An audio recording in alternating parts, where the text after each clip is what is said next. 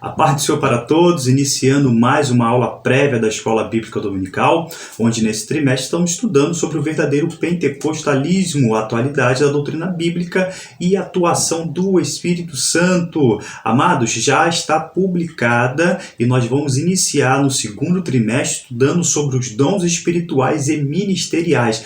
Praticamente a casa publicadora nos deixou a pensar que nós estaremos dando continuidade ao trimestre. Então, muito bom a escolha deste tema. Então, nos acompanhe e esteja atento a este lançamento.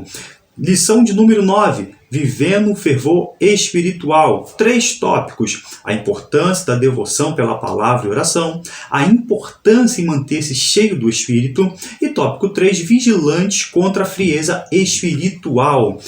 Amados, antes de iniciar o meu comentário, eu vou deixar para o final, para aguçar a sua curiosidade, ou talvez de alguns, um exemplo forte que vai surpreender alguns sobre o que é o crente fervoroso.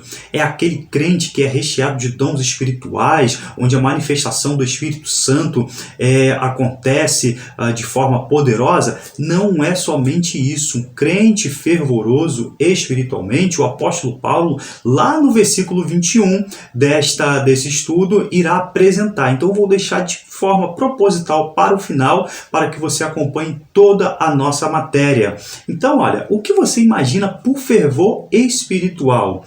Palavra-chave: fervor. Nada mais justo, porque faz parte do título da lição. De forma tecnicista, de forma técnica, é a ação de ferver.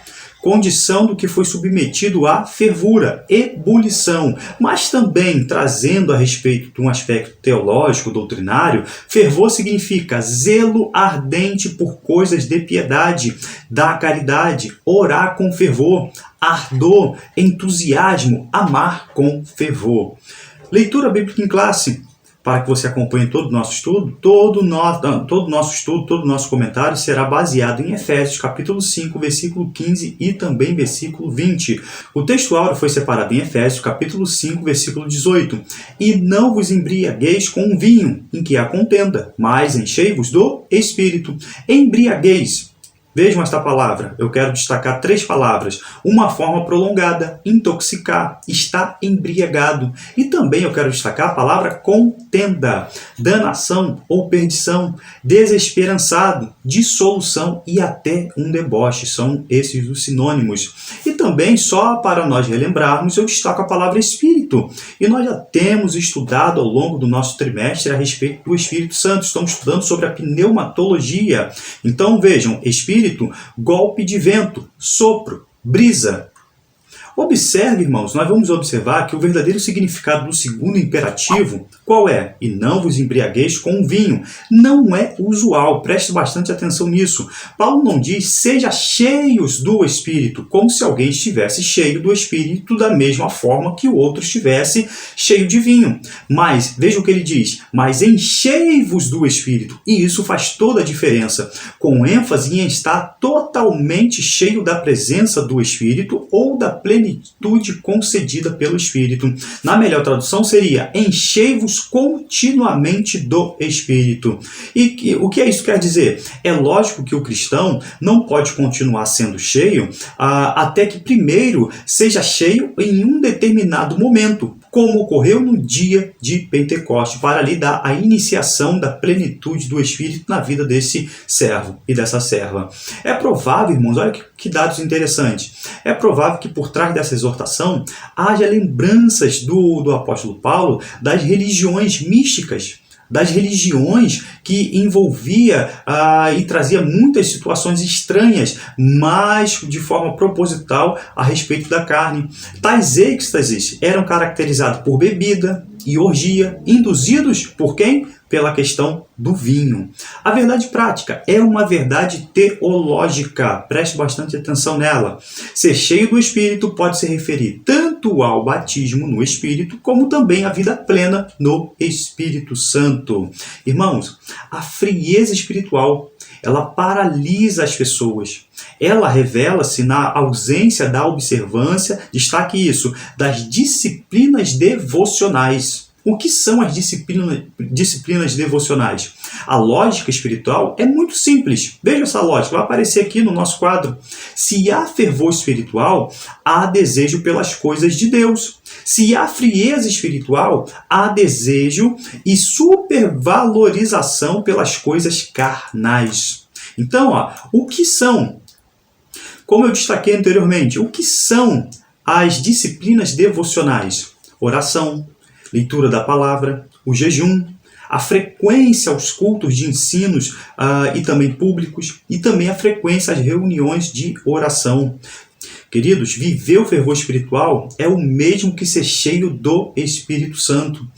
Na leitura bíblica em classe, Paulo exorta vede, quando ele inicia os seus versículos, vede prudentemente como andais. Então, Paulo quer chamar atenção para uma vida diária, não somente para aquele momento que nós estamos no culto. Vede prudentemente como andais. Está aí a forma grega. Significa com exatidão, de acordo com o regulamento, ou seja, de acordo com um conjunto de normas. E também o apóstolo Paulo, ele chama a nossa atenção para que nós andemos como sábios. O que é ser sábio? Não são os intelectuais, ou os indivíduos que possuem um vasto conhecimento acadêmico. Isso é bom, é importante, mas são os que receberam a luz e, portanto, estão comprometidos com a verdade de Deus. Não é justamente o que nós vimos na aula passada? Vou deixar um card aqui, onde nós demos a devida importância da santa palavra do Senhor. Remindo o tempo. O apóstolo Paulo destaca isso no versículo 16. Tempo, os irmãos conhecem essa palavra no grego, é kairos. Denota uma época crítica, uma oportunidade especial que logo passa, aproveitando ao máximo as oportunidades. Essa é a melhor tradução. A sabedoria de andar dos Efésios consistiria no empenho cuidadoso de agarrar toda a ocasião adequada para fazer o bem e esforçar-se em possuir toda a ocasião possível para o cumprimento do dever. Irmãos, não devemos deixar escapulir de nossas mãos a oportunidade preciosa de testemunhar de Cristo por quantos dias são mais. Ficaria melhor assim, Vejam, usem o tempo da melhor maneira possível, apesar de todos os males desses dias. Tópico 1. A importância da devoção pela palavra e oração. Essa devoção às Escrituras é parte do ensinamento bíblico para o povo de Deus. São ensinos espirituais que não se encontram em nenhum lugar do mundo. Irmãos, a Bíblia revela os mistérios do passado como criação, e do futuro, como a vinda do Senhor Jesus Cristo, os decretos eternos de Deus, os segredos do coração humano e as coisas profundas de Deus. Nós temos na Bíblia Sagrada o manual do crente, o manual do fabricante. Agora, no que tange à oração, agora nós vamos dar ênfase à questão da oração.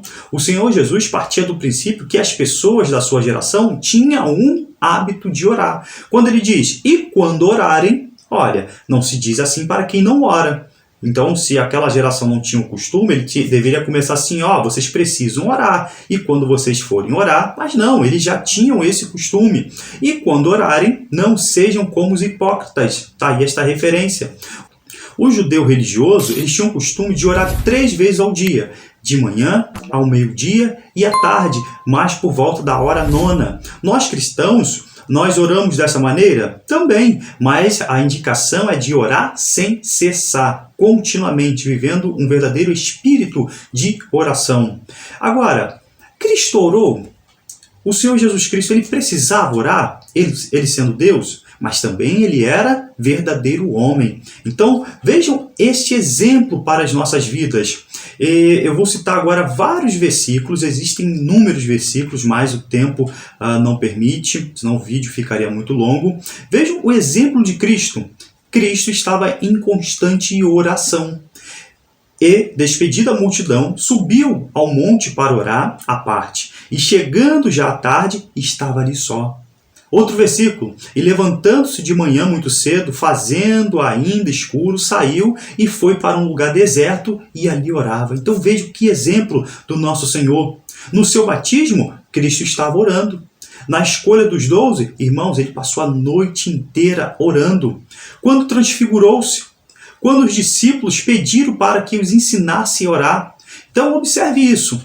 Os discípulos não pediram para Cristo: Senhor, nos ensina a expulsar demônios, Senhor, nos ensina a operar milagres, mas os discípulos viram a dedicação do Mestre e como ele se portava na questão da oração, chegando ao ponto de pedir: Senhor, nos ensina a orar. Ele intercedeu ao Pai a favor de Pedro e por todos nós. Então, Cristo sempre em constante oração. Se o próprio Filho de Deus procedia dessa forma, nos deixando esse exemplo, o que não diremos nós?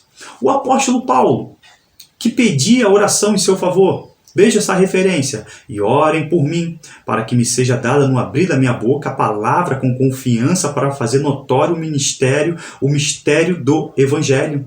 Quando um homem da estatura espiritual, irmãos, do apóstolo Paulo, pede oração da igreja em seu favor e pelo seu ministério, vejam isso. Isso mostra que não existe super-homem na igreja. Todos nós somos dependentes do Senhor Jesus e contamos com a oração um dos outros. Irmãos, também orem por mim e pela minha família. Tópico 2. A importância de manter-se cheio do Espírito. Antes do Pentecoste, o exemplo clássico é o de João Batista, Isabel e Zacarias. Está aí estas referências. Reacender a chama do Espírito. Isso aconteceu com o apóstolo Pedro. Ele não estava no dia de Pentecoste, mas depois, leia, faça uso desta referência também de Atos capítulo 4, versículo 8. Então o Espírito ele também reacende a chama em nossos corações. O apóstolo Paulo não foi cheio ali quando ele teve um encontro com o Senhor, em Atos capítulo 9, versículo 17, e depois ele se encontra novamente cheio, Atos 13, versículo 9. Então veja como o crente ele precisa ter cuidado da manutenção da sua vida espiritual. Último tópico, vigilantes com a frieza espiritual. Agora, nesse tópico, nós iremos expressar a alegria do Espírito. Não tem como uma vida fervorosa no Senhor, ela irá se destacar em alguns aspectos, ela irá se mostrar. A boca, ela fala daquilo que está cheio no seu coração. A árvore é conhecida pelos seus frutos. Então, esse tópico serve muito bem para o crente agora cheio, identificado com essa necessidade de estar cheio do Espírito, ele irá de alguma forma expressar alegria. Agora, só um adendo. Que diferença, que contraste, irmãos, há entre o resultado da embriaguez e do enchimento do Espírito? O consenso geral, agora preste atenção nisso, o consenso geral é que Paulo não está falando primariamente sobre o culto de adoração. Tem muitos crentes que infelizmente agem dessa maneira. No momento do culto, naquele culto de domingo, vamos dizer assim, ele está cheio, ele está transbordante e ele faz aquele show pirotécnico e vamos dizer assim, é uma bênção. É uma bênção, deixa ele estar alegre. Mas ele agora precisa passar, os irmãos já ouviram isso? Ele precisa agora passar pelo teste da segunda-feira. Tem muitos crentes que no domingo é uma bênção, mas e na segunda-feira? Irmãos, tem situações que nem parece a mesma pessoa que estava lá no domingo transbordando, vamos dizer assim, dessa plenitude, está realmente cheio. Então, existe o teste da segunda-feira. O que o apóstolo Paulo está apresentando é acerca das relações normais, sociais, de todos os dias. Irmãos, vejam essa referência em Efésios capítulo 5, versículo 19 e 21. Nós temos nessa passagem pelo menos 3 características das pessoas cheias do Espírito. O testemunho transbordante, a vida de gratidão e um estilo de vida submisso. Então, o que vai evidenciar essa pessoa fervorosa já surpreendeu, acredito que algumas pessoas. Então, observe, como identificar alguém cheio do Espírito?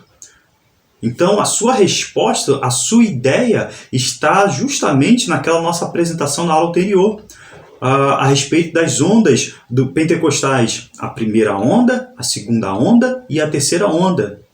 Então, observe, o testemunho, mais uma vez, transbordante, a vida de gratidão e um estilo de vida submisso. Agora, o que mais me chama a atenção de todo esse estudo, como eu disse no início da nossa aula, observe, sujeitar-se uns aos outros. É uma evidência forte de estar impactado, cheio, transbordante do Espírito Santo. Não significa rendição, mole e servil, a agressividade dos outros, mas é o resultado na prática de uma atitude forte e sensata de respeito por si mesmo e pelos outros. Nesse caso, temor não é um medo patológico, mas é reverência. Então, nisso, concluindo toda esta minha palavra, esta minha apresentação, se resume o que está cheio do Espírito Santo. Sujeitar-vos uns aos outros. Que Deus em Cristo nos abençoe.